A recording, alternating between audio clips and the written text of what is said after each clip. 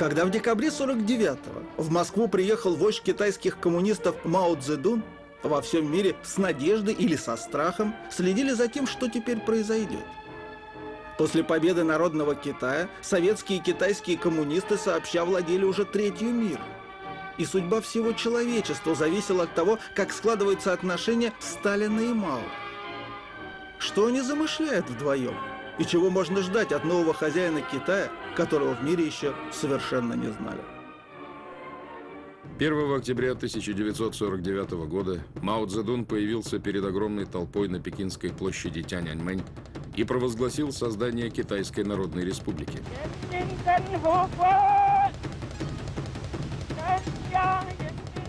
Толпа восторженно кричала: «Да здравствует председатель Мао!». Он взмахнул рукой и ответил: «Да здравствует народ!». И с этого дня загадочный Мао оставался в центре внимания всего мира. При жизни его фигура была скрыта покровом таинственности и благоговения, в значительно большей степени, чем это бывало с китайскими императорами. Его высказывания цитировались с трепетным страхом.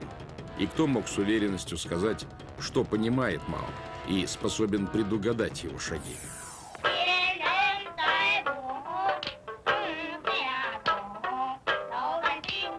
«Жизнь Мао Цзэдуна» – это увлекательный роман о крестьянском сыне из Южного Китая, который поставил перед собой цель завоевать Поднебесную, нашел восторженных последователей, боролся сначала с японцами, а затем с собственным правительством, всех одолел и стал неограниченным властителем страны с миллиардным населением.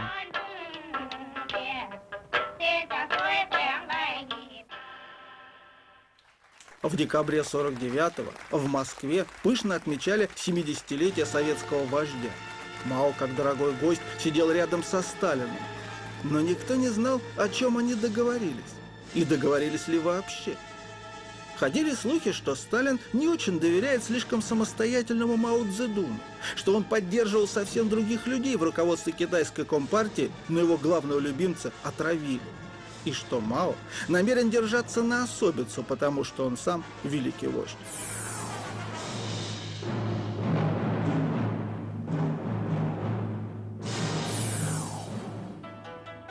Мао родился 26 декабря 1893 года в крестьянской семье в деревне Шаошань провинции Хунань.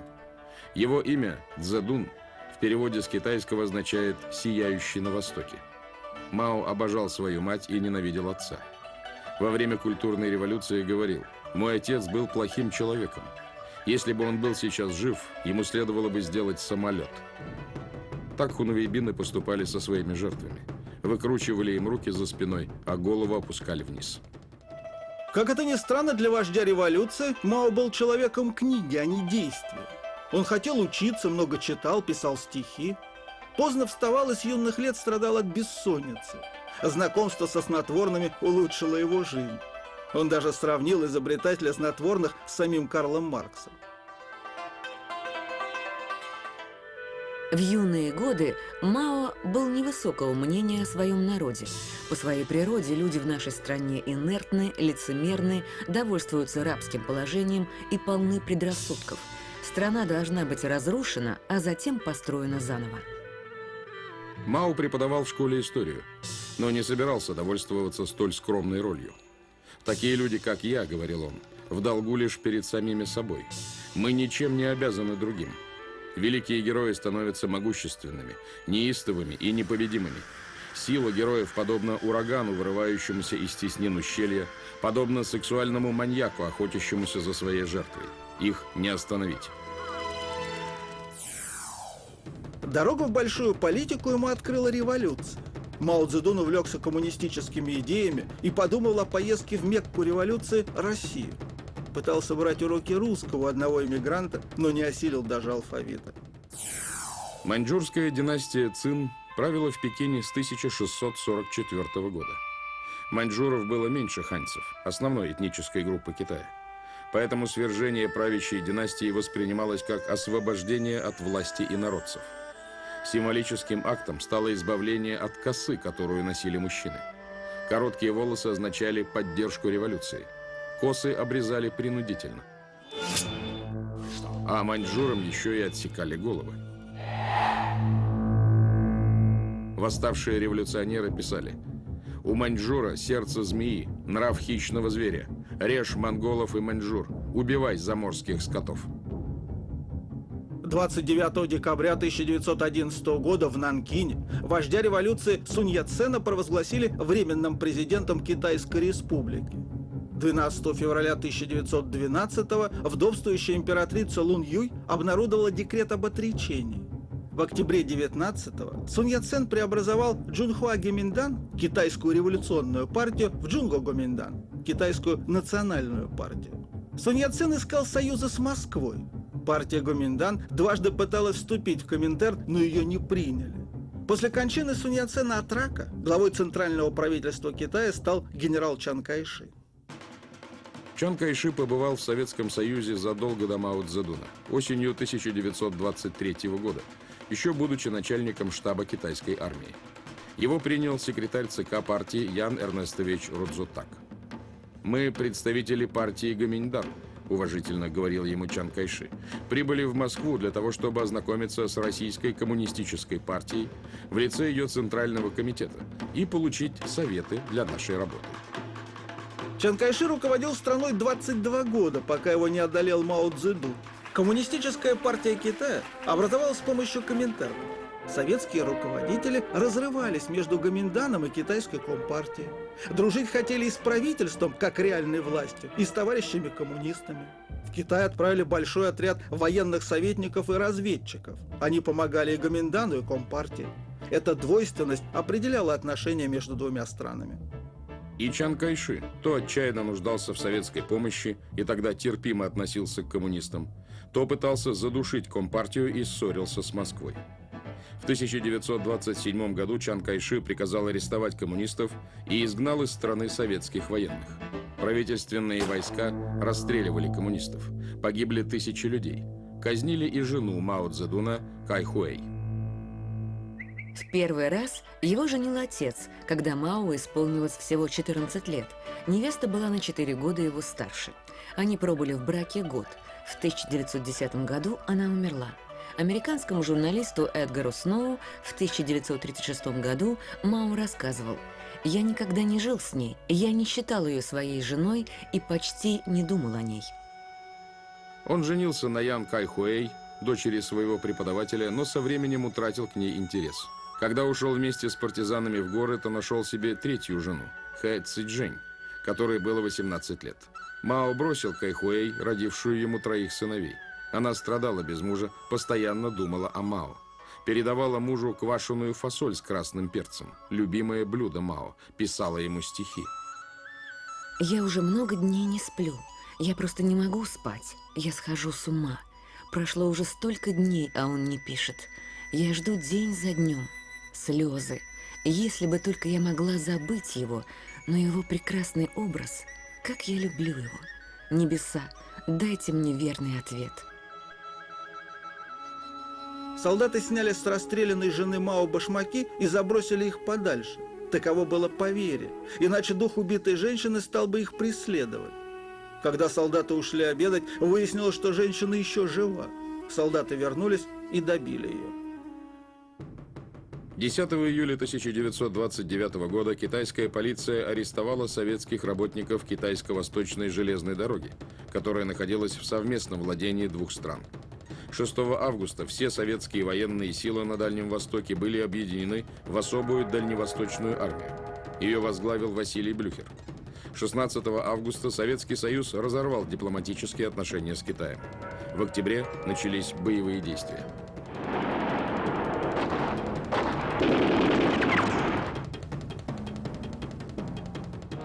Перед Блюхером поставили программу «Минимум» – нанести чувствительный удар по Китаю и преподать урок Чан Кайши. И программу «Максимум» – поднять революционное восстание в Маньчжурии и создать там дружественное Советскому Союзу правительство.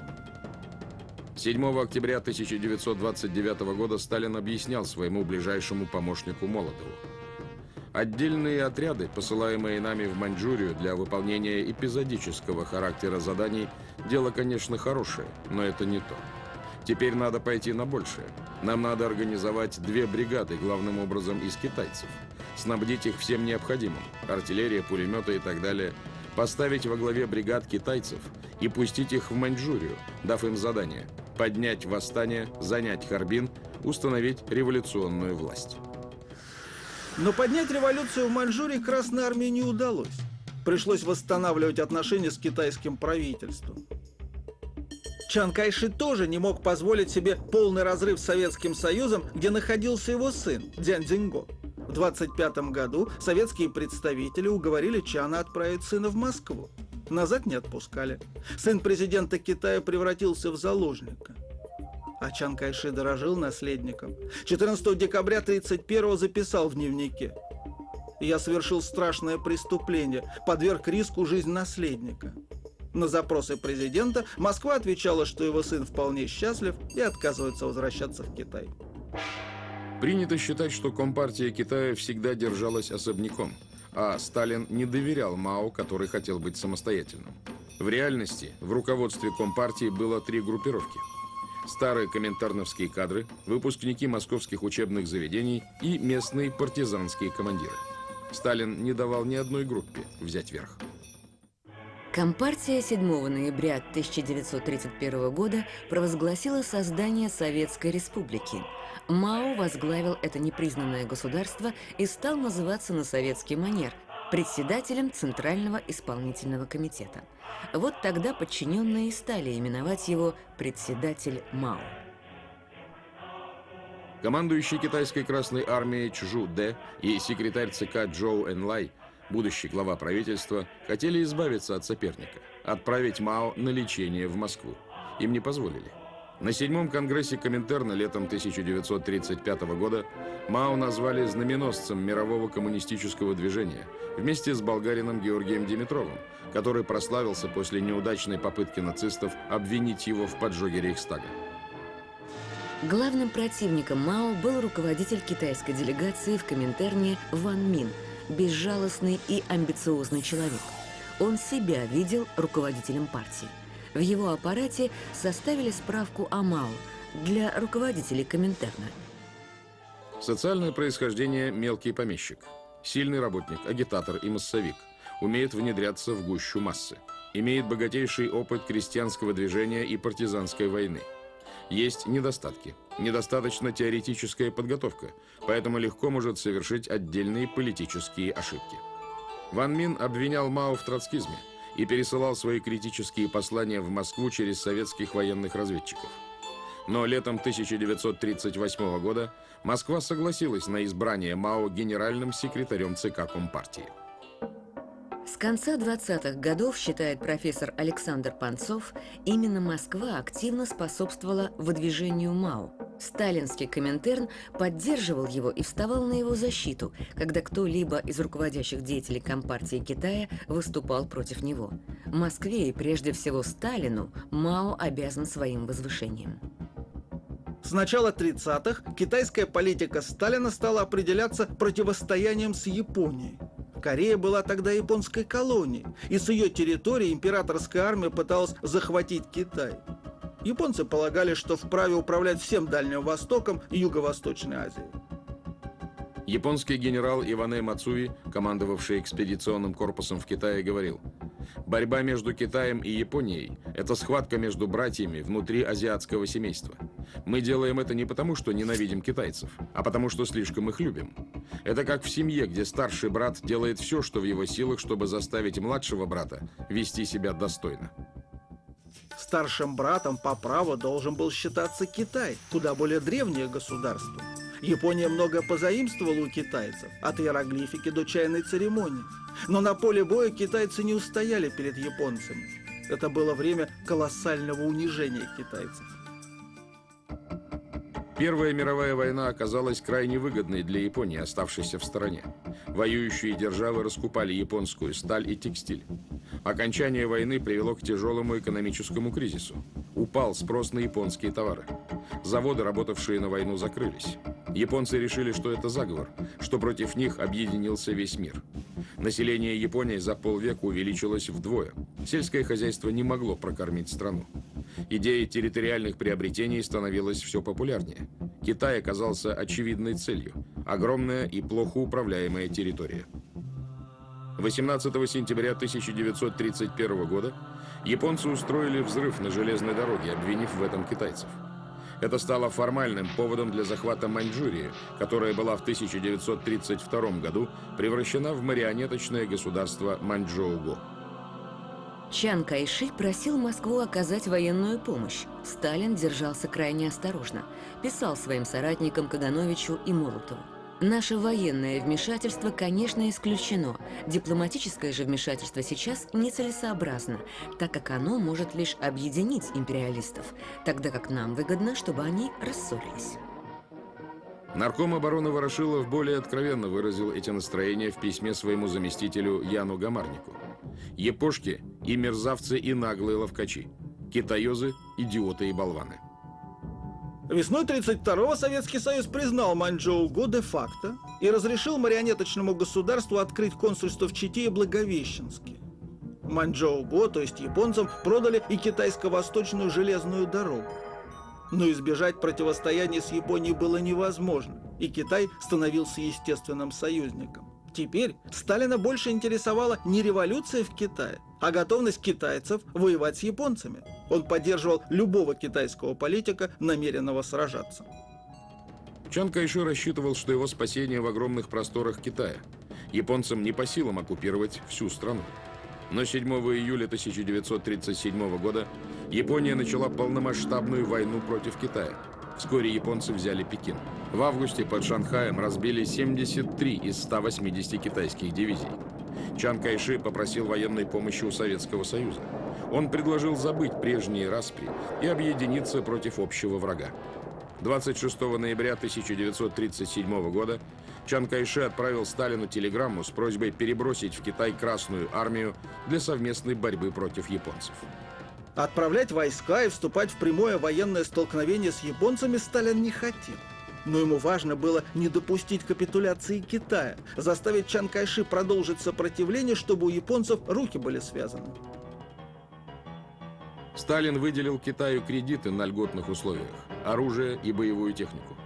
Чан Кайши получил больше, чем республиканская Испания. За 2 года 904 самолета, 1600 орудий, 82 танка, 14 тысяч пулеметов. К середине 1939 года в Китае находилось 3665 советских военных советников. На стороне китайцев воевало 2000 советских летчиков. Чан Кайши, в свою очередь, прекратил преследовать коммунистов. Гражданская война между Компартией и Гоминьданом приостановилась. Мао Цзэдун получил из Москвы указание признать центральное правительство и передать под командование Чан Кайши Красную армию для совместной борьбы против Японии. В сентябре 1937 года Коммунистическая партия Китая и Центральное правительство подписали соглашение о совместных действиях против оккупантов. Правительство Чан Кайши находилось в Нанкине. В конце ноября 1937-го японские войска начали наступление на город. Наступающих японских войск было 200 тысяч. Им противостояло больше 700 тысяч китайских солдат и офицеров. Оружия и боеприпасов китайским войскам хватило бы на 5 месяцев осады. Но город сдался. В Нанкине были собраны части, сформированные в разных провинциях Китая, где говорят на разных диалектах, и они элементарно не понимали друг друга. Большинство солдат было мобилизовано в армию насильно и не горело желанием сражаться. Если бы Чан Кайши не приказал отступить, и китайские солдаты сражались за город, жертв среди гражданского населения, скорее всего, было бы меньше. Долгая и упорная борьба, во-первых, обескровила бы японскую армию, во-вторых, сбила бы с нее спесь. Японцы побоялись бы вести себя так нагло с китайцами, опасаясь мести. А с теми, кто сдался практически без сопротивления, они не церемонились.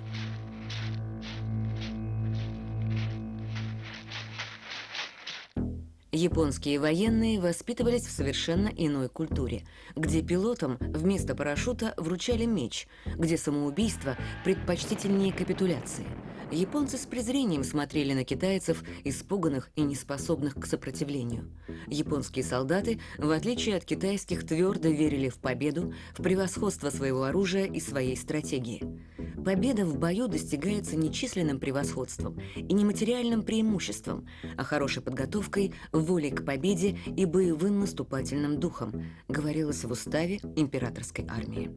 В императорской армии больше всего ценили упорство, выносливость, умение стойко переносить лишения. В японских школах учителя муштровали учеников как новобранцев, воспитывали в них волю к победе, умение преодолевать свои слабости. Зимой заставляли стоять босыми на снегу, летом бегать до изнеможения. Во Вторую мировую японцы сражались до последнего. У американцев и англичан один сдавшийся приходился на 3 убитых, а у японцев один сдавшийся на 120 убитых. Японский солдат, попавший в плен, считался трусом и подлежал впоследствии суду военного трибунала. «Солдат не сдается в плен», не скрывая своего отвращения, говорили японские офицеры китайцам. «Если солдата побеждают, он должен уйти из жизни. Но никто из вас не сохранил ни капли мужества, чтобы поступить так. У нас нет средств кормить вас. Мы предполагали, что имеем дело с достойным противником. И если мы начнем вас кормить, то лишим горсти риса японского ребенка, который имеет на нее больше прав, чем вы». Японский военный корреспондент Юкио Омата видел, как казнили пленных. Стоявшим в первом ряду отрубили голову. Стоявшим во втором ряду приказали оттащить мертвые тела и бросить их в реку. Потом им самим отрубили головы. Казни продолжались до поздней ночи. За день убили 2000 пленных. На следующий день, устав орудовать мечами, пустили в ход пулеметы. Пленные прыгали в воду, надеясь спастись, но никому не удалось доплыть до другого берега. Вслед за военнопленными настала очередь женщин. «Женщинам досталось больше всех», вспоминал бывший солдат 14-й японской дивизии. «Ни молодые, ни старые, никто не мог избежать изнасилования. Мы отправляли грузовики в город и хватали столько женщин, сколько влезало в кузов. Но на всех женщин не хватало. Распределяли так: одну женщину на 15-20 солдат». Много лет историки и психологи пытаются понять менталитет японского солдата. Как трудно совместить изысканную вежливость и любезные манеры японцев с варварским поведением солдат императорской армии в Нанкине. Почему они себя так вели? Может быть, все дело в самурайских традициях? Сказалось и влияние военной пропаганды и школьное воспитание. Юные японцы должны были осознать, какое это великое счастье принадлежать к японской нации. В них воспитывали высокомерие в отношении других народов. В японских школах говорили только о храбрых японцах и трусливых китайцах. Сталин старался помешать тому, чтобы Китай перешел под управление японцев. Он одновременно играл на нескольких досках. Помогал центральному правительству Чан Кайши сражаться против японцев и коммунистической армии Мао Цзэдуна воевать против Чан Кайши. Правда, все делалось скрытно. Китайским коммунистам оружие поставлялось через третьи руки. 15 августа 1945-го Япония капитулировала. Это был огромный праздник для Китая. Мало кто знает, какой жестокой была война Японии против Китая. За годы войны и оккупации погибли десятки миллионов китайцев. 95 миллионов стали беженцами. Страна лежала в руинах, и правительству Чан Кайши было не справиться с инфляцией, коррупцией и деморализацией государственного аппарата. Все накопившиеся социальные язвы сметает волна народной такой жакерии. И в этом смысле Мао Цзэдун, он, безусловно, вот человек, который возглавил очередное восстание крестьян против прогнившей династии. Мне кажется, он и сам себя воспринимал именно как новый красный император, который пришел к власти и открыл новую эру. При Чан Кайши Китай, ценный союзник в борьбе с Японией, получил признание как великая держава. Сталин согласился включить Китай в 5 постоянных членов Совета Безопасности ООН, обладающих правом вето. В августе 1945 года Сталин и Чан Кайши подписали договор о дружбе и союзе. Некоторое время Москва поддерживала отношения и с Мао, и с Чан Кайши. Тоже пытались сделать Соединенные Штаты. Президент Гарри Трумэн отправил своим личным представителем в Китай генерала Джорджа Маршалла, будущего государственного секретаря. Наивности американцев можно только поражаться. 23 января 1946 года американский посол в Москве Аверил Гарриман разговаривал со Сталином о Китае. Сталин внушал послу, коммунисты хотят только одного – как можно скорее ввести в Китае полную демократию. Похоже, он не верил в скорую победу Компартии. Сталин был очень осторожен. Он всемерно помогал Мао Цзэдуну, китайским коммунистам, и деньгами, и вооружениями, и техникой, и всем, чем можно, и специалистами. Но он на всякий случай сохранял отношения с Гоминьданом до последнего. Он добился своего, США практически мало вмешивались в гражданскую войну. Джордж Маршалл невысоко оценивал режим Чан Кайши и благожелательно относился к Компартии, считая ее народной партией. Маршалл верил, что сумеет наладить их сотрудничество. Представители обеих сил подписали соглашение о прекращении гражданской войны, сокращении и реорганизации вооруженных сил, демократизации политической жизни Китая. Секретарь ЦК КПК Чжоу Энлай сказал Чан Кайши, что Компартия готова сотрудничать и участвовать в работе правительства. Джордж Маршалл стал председателем комиссии 3, в которую помимо него вошли представители Компартии и Гоминьдана. Но дальше соглашения дело не пошло. Маршалл безуспешно пытался добиться реального перемирия и создания коалиционного правительства. В январе 1947 года он покинул Китай. Компартия к тому времени контролировала уже треть страны. Полная разруха, полный развал, голод, дикое социальное расслоение, фантастическая бедность людей. И при этом правящая партия Гоминьдан абсолютно коррумпирована. Гоминьдановские солдаты, их армия грабят собственное население, разбоем занимается. И при этом Гоминьдан еще младший партнер Соединенных Штатов Америки, этих заморских чертей, что очень больно было для китайцев. Китай целый век находился на коленях, до этого был великой державой, центром мира, как они себя считали, да, самой совершенной цивилизацией. И вдруг их поставили на колени и издевались над китайцами. В китайских городах вот висели, например, надписи при входе в европейские кварталы: собакам и китайцам вход запрещен. Помощь Советского Союза позволила Мао Цзэдуну сформировать мощную армию, способную противостоять правительственным войскам. Советское командование передало Компартии все трофейное оружие. Обращаться с ним коммунистов учили десятки тысяч японских военнопленных. Кроме того, коммунистам сдались 200 тысяч солдат марионеточного государства Маньчжоу-го. Их мобилизовали в китайскую Красную армию. Китайцы разочаровались в Гоминьдане. 2 года гражданской войны принесли коммунистам победу. Они говорили, что мы за равенство, что земля должна быть отдана крестьянам, отнята у помещиков, отнята крестьянам, что долой заморских чертей, китайский народ, великий народ. И плюс, то есть те же лозунги, что большевики использовали в 1917 году в России, и народ пошел за большевиками. Вот такие же были лозунги у китайских коммунистов. Но китайские коммунисты еще имели преимущество перед российскими большевиками. У большевиков в 1917 году никакой армии не было, да, их небольшая кучка всего там революционеров. А у китайской компартии была огромная армия, которая в течение там 12-15 лет воевала и с гоминьданами, и с японцами. Огромная, довольно хорошо обученная, состоящая из преданных Мао Цзэдуну крестьян.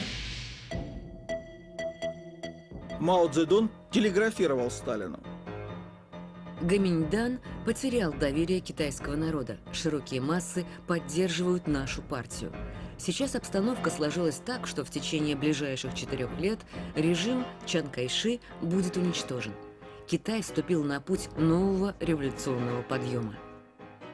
Коммунисты выдвинули идею народной демократии, то есть фактически говорили, что их власть будет более демократичной. Они позиционировали себя как люди, в общем, которые едят только рис, там и ничего у них нет, значит, они такие бедные, вот, и выступают только за интересы народа. В январе 1949 года Сталин сообщил Мао, что стоит за переговоры с Чан Кайши. Мао считал, что врага нужно добивать. Уверенность Мао в себе произвела впечатление на Сталина. Вашингтон предоставил Чан Кайши экономическую и военную помощь на $2 миллиарда, но он проиграл войну. Его правительство бежало из столицы в Кантон. Из всех послов за Чан Кайши последовал только советский. Сталин, видимо, не верил в окончательную победу коммунистов и не хотел рвать с Чан Кайши. Сталин исходил из того, что Китаем должен руководить Чан Кайши, партия Гоминдан. И не только потому, что он там Мао Цзэдуну не доверял, а просто потому, что он считал, что Китай не созрел для социализма, для коммунизма. Сталину, конечно, не нравилось, что Чан Кайши очень близок к США, и вот он считал, что будет сильная компартия, которая будет оказывать влияние на Чан Кайши и заставлять его сближаться с Советским Союзом. И кроме того, Сталин почему был за то, чтобы у власти оставался Чан Кайши? Потому что за Чан Кайши стояли американцы, и Сталин думал, что если попытаться свергнуть Чан Кайши, его власть Гоминдана, то американцы вмешаются, и будет Третья мировая война, которая абсолютно, естественно, Советскому Союзу была не нужна. Чан Кайши бежал на остров Тайвань, а Мао Цзэдун вновь сделал столицей Пекин, где сам разместился в огромном императорском комплексе Джунанхай. Через месяц после образования Народного Китая Мао телеграфировал в Москву, что намерен посетить Советский Союз. Он хотел приехать на 3 месяца. Первый месяц – переговоры со Сталиным и заключение нового договора. Второй месяц – поездка по Восточной Европе. Третий – отдых и лечение на юге СССР. 6 декабря 1949-го Мао отправился в путь. Он поехал один, без соратника. Возможно, боялся унижений со стороны Сталина и не хотел, чтобы это кто-то видел. А Сталин не знал, как ему вести себя с Мао. Китай слишком большая держава, чтобы Мао можно было командовать как восточноевропейскими руководителями, которых Сталин сам же и назначил. Мао Цзэдун даже позволял себе подсмеиваться над Советским Союзом, говорил, что Советский Союз проиграет войну, или, например, мог себе в присутствии нашего представителя при китайской компартии спросить, и там другие китайцы сидели, вот, говорит, я из Хунани, из провинции Хунань, мы очень любим красный перец, острый. Вот Сталин может, как я, вот раз и весь перец проглотил. Не может, значит, он не настоящий коммунист. К тому же Сталин получил от Чан Кайши все, что хотел. Договор, подписанный с ним 14 августа 1945 года, был крайне выгоден нашей стране. Советский Союз получил железную дорогу, которая через китайскую территорию вела к Тихому океану. Теперь она называлась Китайско-Чанчуньской, и 2 незамерзающих гавани – Порт-Артур и Дальний. Сталин хотел сохранить военно-морскую базу в Тихом океане и ведущую к ней дорогу. С Мао пришлось договариваться заново. Но полагать, будто Сталин не был рад победе коммунистов в Китае – поверхностная точка зрения. Сталин хотел, чтобы победили коммунисты, но, конечно же, как бы главный человек в мировом коммунистическом движении, он даже и мысли себе, так сказать, не допускал, что Мао Цзэдун может быть равным ему по значимости вождем, поэтому его нужно было выдержать, так сказать, на определенном расстоянии, в холодке, подготовить, понять, что он за фрукт. Те люди, которые были очевидцами событий встречи Мао и Сталина зимой 49-50 годов, были подобны, так сказать, ну, такому спектаклю из театра абсурда. Вот. Это была, конечно, гениальная режиссура и с той, и с другой стороны. Мао заговорил о том, что договор, который Москва заключила с Чан Кайши, китайское общественное мнение считает утратившим свое значение. Сталин его прервал. Сталин не хотел нового договора. Мао был разочарован и разгневан. Он отказался от поездки по Советскому Союзу, заявив, что намерен отоспаться на даче. Мао был очень практичен и видел, что Советский Союз ему очень полезен. Когда фашистская Германия напала на Советский Союз, Мао потерял сон. И не потому, что любил СССР. При этом, когда Сталин просил Мао активизировать военные действия против Японии, Мао этого делать не стал. Но Сталин понимал, для Мао его собственные цели важнее всего, и все равно поддерживал Мао. Министру иностранных дел Андрею Вышинскому Мао твердо сказал, что он все более приходит в убеждение о необходимости заключения нового договора о дружбе и союзе между КНР и Советским Союзом. Необходимость заключения нового договора между нами вытекает из тех совершенно новых отношений, которые сложились между КНР и СССР после победы народной революции в Китае. Кроме того, определенная часть китайского народа, как известно, выражает недовольство существующим сейчас между Китаем и СССР договором. Андрей Вышинский возразил, пересмотром договора могут воспользоваться американцы или англичане, чтобы нанести ущерб интересам и Советского Союза, и Китая. Это нежелательно и не должно быть допущено. Мао неопределенно ответил, это обстоятельство, несомненно, должно быть учтено при определении формулы для решения данного вопроса. Все это была проба сил. Сталин и Мао прощупывали друг друга, проверяли на крепость, ждали, кто уступит первым. Мао называл Сталина своим учителем. Со Сталиным у него было больше общего, чем с императором. Сталин с конца 20-х поддерживал Мао и помог ему подняться на вершину власти. Сталин исходил из того, что Компартия Китая нуждается в жестком и властном правителе.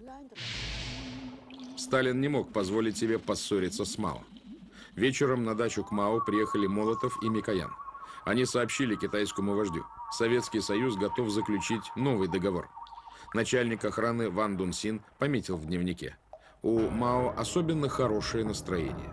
Договорились, что советский военный флот остается в Порт-Артуре, но отказывается от прав на порт дальний. Железной дорогой пока что руководят совместно советские и китайские работники. Потом все советское имущество переходит к Китаю. Договор был выгоднее для Китая, потому что подтверждал его суверенитет и обеспечивал экономические интересы. Зато решилась проблема Монгольской Народной Республики, которую признавал тогда только Советский Союз. На китайских картах Монгольская Народная Республика значилась как внешняя Монголия, а внутренняя Монголия входила в состав Китая. Но Мао со скрипом согласился признать независимость Монгольской Народной Республики. Сталин видел в Мао человека, который построит в Китае коммунизм. Даже когда у них были разночтения, когда Мао противоречил Сталину, советский вождь злился, но никогда не разрывал отношений. Хотя, судя по всему, Сталин не очень доверял Мао Цзэдуну. Опасался, что китайский вождь вслед за югославским лидером Иосипом Броз Тито отдалится от Москвы и поладит с Западом. В 1957 году Мао рассказывал новому советскому министру иностранных дел Андрею Громыко. Сталин обвинил его в том, что в Китае коммунизм является националистическим, что Мао Цзэдун, хотя и коммунист, но настроен националистически. Соединенные Штаты незримо присутствовали на переговорах двух вождей. Сталина мучили сомнения. Почему американцы все-таки не отправили свои войска на помощь Чан Кайши? Не потому ли, что между китайской компартией и американским руководством существует тайная договоренность? Но в холодной войне Сталину было жизненно необходимо, чтобы народный Китай оставался на его стороне. В следующей серии «Бомба для председателя». Кто помог Китаю получить ядерное оружие? Почему поссорились Хрущев и Мао Цзэдун? И действительно ли Мао не боялся новой мировой войны?